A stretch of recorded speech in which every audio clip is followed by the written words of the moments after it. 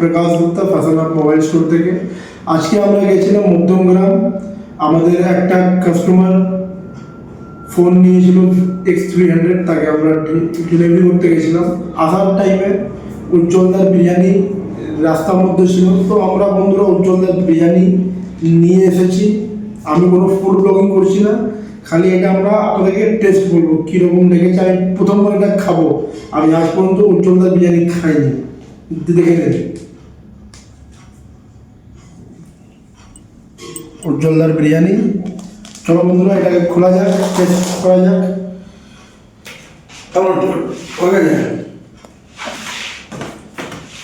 আপনাদেরকে আমরা সঠিক দিয়ে দেবো। দেখছেন বন্ধুরা, এটা আছে মাটন বিরিয়ানি, স্যালাডও দিয়েছে বন্ধুরা, একটা শশা আছে, দুটো পেঁয়াজ আছে বন্ধুরা। তো আমরা একটু এবার আলু দিয়েছি একটা বন্ধুরা, এত বড়। এইটা হলো মাটনের পিস, দেখুন বন্ধুরা।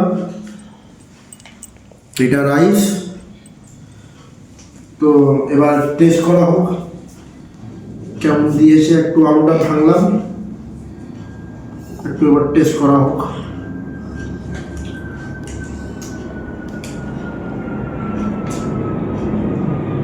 পুরো বিরিয়ানিটা খেলাম উজ্জ্বলদার, সত্যি বলবো আমার একদম ভালো লাগেনি।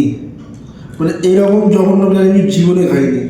এটা ভাত খেলাম দেখে কি বিরিয়ানি খেলাম কিছু বুঝতেই পারিনি। আমি এত জায়গায় বিরিয়ানি খেয়েছি, সত্যি বন্ধুরা আমার তো ভালো লাগেনি।